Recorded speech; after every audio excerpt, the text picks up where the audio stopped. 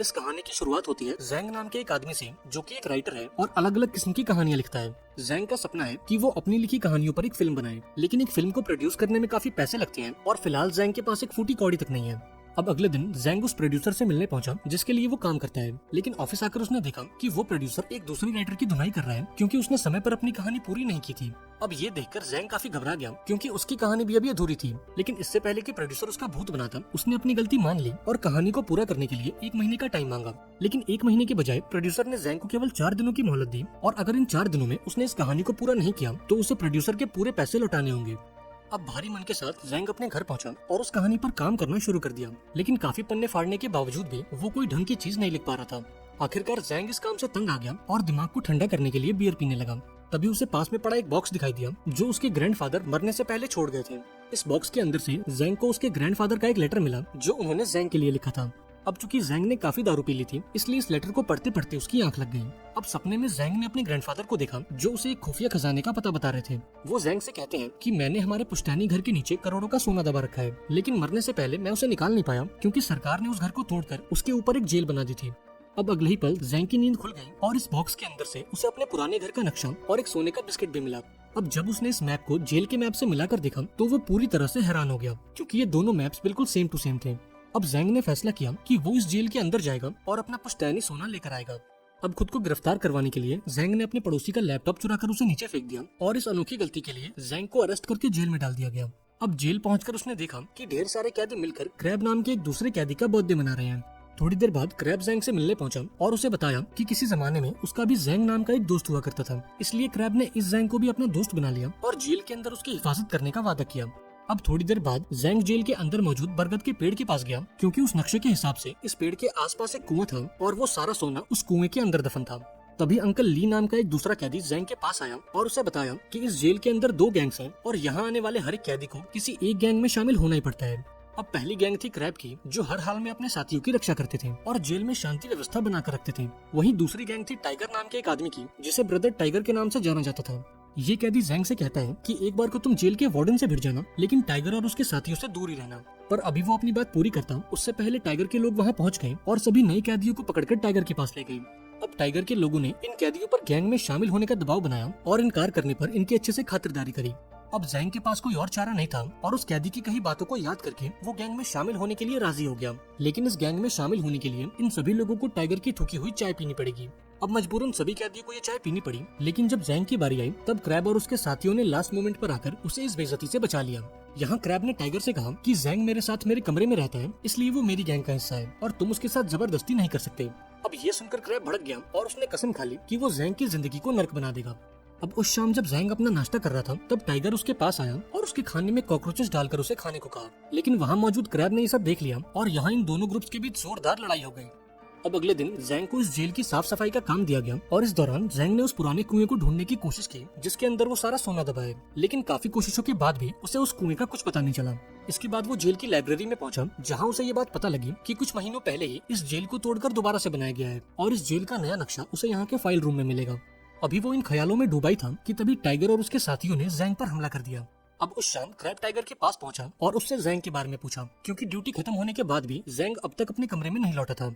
यहाँ टाइगर ने क्रैब से कहा कि मैं तुम्हें जैंग का पता बता दूंगा, लेकिन इसके बदले में तुम्हें मेरी थूकी हुई चाय पीनी पड़ेगी। अब क्रैब के पास कोई और ऑप्शन नहीं था और अपने दोस्त की जान बचाने के लिए उसने टाइगर की थूकी हुई चाय पी ली।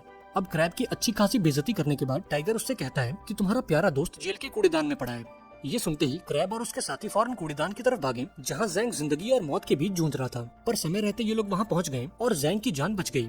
अब अपने दोस्त की ये हालत देखकर क्रैब को काफी दुख हुआ और उसने टाइगर को सबक सिखाने का फैसला किया। इधर जैंग भी इस मारपीट के लिए तैयार हो गया क्योंकि उसका प्लान था कि वो इस भगदड़ का फायदा उठाकर फाइल रूम में जाएगा और जेल के नए नक्शे को हासिल कर लेगा। अब थोड़ी देर बाद ये दोनों ग्रुप्स एक दूसरे के आमने सामने आ गए और इनके बीच जोरदार मुठभेड़ हो गई। इस भगदड़ का फायदा उठाकर जैंग ने गार्ड से उस फाइल रूम की चाबी चुरा ली और फौरन उस कमरे की तरफ भागा, लेकिन इससे पहले कि वो अंदर जा पाता टाइगर और उसके साथियों ने उसकी खूब पिटाई लगाई और इस मारपीट के दौरान जैंग ने उस चाबी को कहीं खो दिया। अब इस लड़ाई के चलते टाइगर और क्रैब समेत जैंग को भी गिरफ्तार कर लिया गया और इन्हें इस अंधेरी जेल में डाल दिया गया।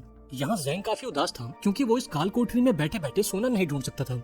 अब गुस्से में आकर उसने क्रैब से कहा कि तुम्हें मेरी हिफाजत करने की कोई जरूरत नहीं है, क्योंकि जब से तुम मेरी जिंदगी में आए हो मेरी जिंदगी आसान होने के बजाय और मुश्किल होती जा रही है। इसलिए मैं तुमसे रिक्वेस्ट करता हूँ कि तुम मुझे मेरे हाल पे छोड़ दो और मुझे इन फालतू के झगड़ों से दूर रखो।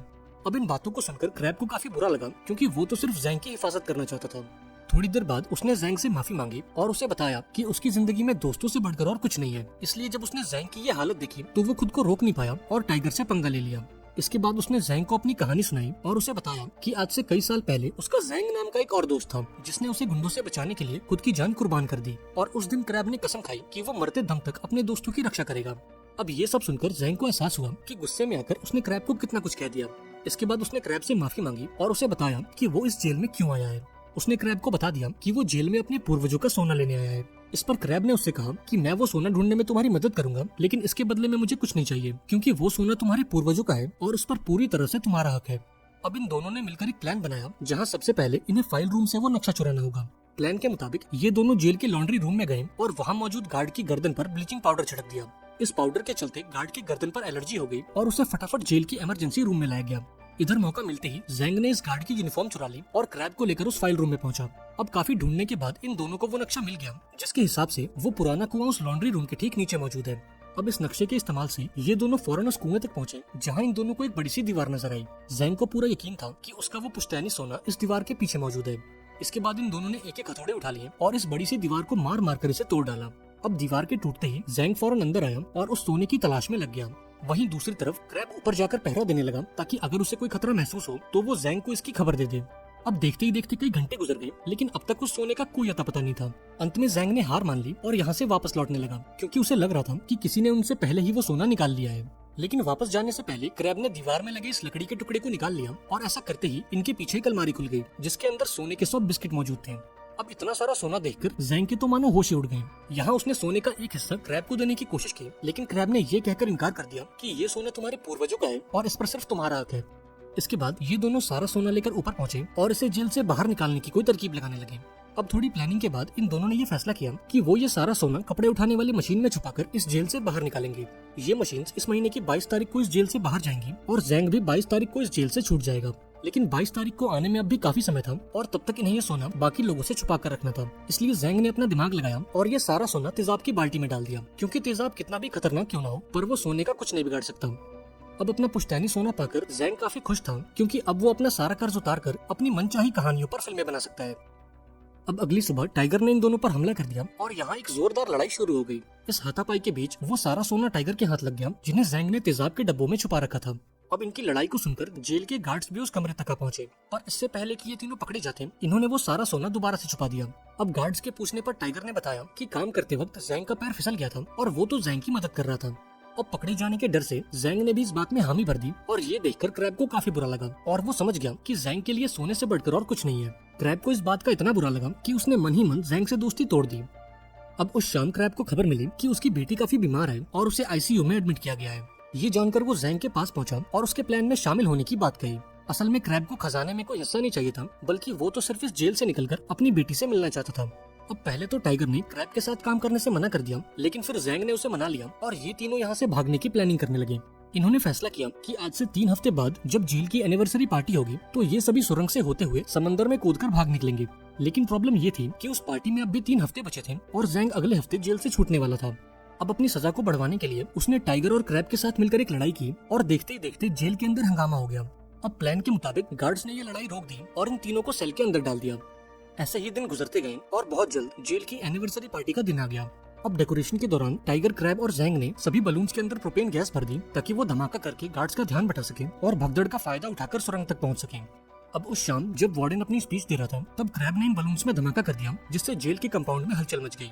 अब इस मौके का फायदा उठाकर ये तीनों सुरंग के अंदर घुस गए और धीरे धीरे आगे बढ़ने लगे। लेकिन इस दौरान एक मेटल के टुकड़े ने जैंग के पैर को जख्मी कर दिया और उसके पैर से काफी खून बहने लगा। अब ये देखकर क्रैब ने उस चोट को एक प्लास्टिक से बांध दिया और ये सभी बिना रुके आगे बढ़ते रहे। आखिरकार इन तीनों की मेहनत रंग लाई और ये सभी सुरंग के आखिरी छोर तक पहुंच गए। यहाँ इन सभी को एक बड़ी सी दीवार नजर आई, जिसके दूसरी ओर एक विशाल समंदर था। इधर गार्ड्स को भी इस बात की भनक लग गई कि 3 कैदी जेल से कहीं गायब हैं और ये खबर मिलते ही उन्होंने इन तीनों को ढूंढना शुरू कर दिया। वहीं दूसरी तरफ इन तीनों ने अपने बनाए बॉम्ब से उस बड़ी सी गेट को उड़ा दिया, जिसके दूसरी ओर समंदर था। इस सुरंग के ठीक नीचे एक नाव पहले से इनका इंतजार कर रही थी और इन्हें रस्सी के सहारे नीचे उतरना था। लेकिन एक बार फिर से टाइगर ने अपनी औकात दिखा दी और अपनी शर्ट के अंदर से एक चाकू निकाल लिया। दरअसल वो इन दोनों को मारकर इनके हिस्से का सोना भी हथियाना चाहता था। यहाँ उसने क्रैब पर हमला कर दिया, लेकिन लास्ट मोमेंट पर जैंग बीच में आ गया और यहाँ इन तीनों के बीच जोरदार लड़ाई हो गई। यहाँ टाइगर क्रैब पर भारी पड़ रहा था और वो किसी भी पल उसे मार सकता था। ये देखकर जैंग ने कहा कि तुम ये सारा सोना ले जाओ लेकिन क्रैब की जान बख्श दो। पर टाइगर को इन बातों से कोई फर्क नहीं पड़ा और उसने क्रैब को ले जाकर समंदर में धकेल दिया। लेकिन खुशकिस्मती से क्रैब ने एक रस्सी को पकड़ लिया जिसका दूसरा सिरा जैंग के हाथों में था। अब इन दोनों को इतना लाचार देखकर टाइगर इनके मजे लेने लगा, पर तभी क्रैब ने मौका देखकर टाइगर को ही नीचे खींच लिया और टाइगर के साथ साथ वो सारा सोना भी पानी में जा गिरा। इसके बाद जैंग ने क्रैब को ऊपर खींचने की कोशिश की और इस दौरान उसे एहसास हुआ कि शुरू से लेकर अभी तक क्रैब ने एक सच्चे दोस्त की तरह हमेशा उसका साथ निभाया है। अब काफी कोशिश के बाद आखिरकार उसने क्रैब को ऊपर खींच लिया और इन दोनों की जान बच गई। अब थोड़ी देर बाद जब गार्ड्स इन्हें ढूंढते हुए सुरंग तक पहुंचे तब इन्होंने सरेंडर कर दिया और खुद को गार्ड्स के हवाले कर दिया। अब थोड़े दिनों बाद क्रैब को खबर दी गई कि उसकी बेटी की सर्जरी कामयाब रही और उसकी जान बच गई है।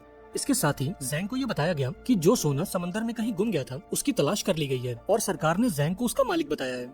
आखिरकार जैंग की मेहनत रंग लाई और उसे उसका पुश्तैनी सोना मिल गया और फाइनली वो अपना सारा कर्ज उतारकर अपनी मनचाही कहानियों पर फिल्में बना पाएगा। आई होप आपको ये कहानी पसंद आई होगी। अगर वीडियो अच्छी लगी हो तो इसे लाइक कर देना और चैनल को भी सब्सक्राइब कर देना। मिलते हैं अगली वीडियो में, पर तब तक के लिए be safe and keep chilling.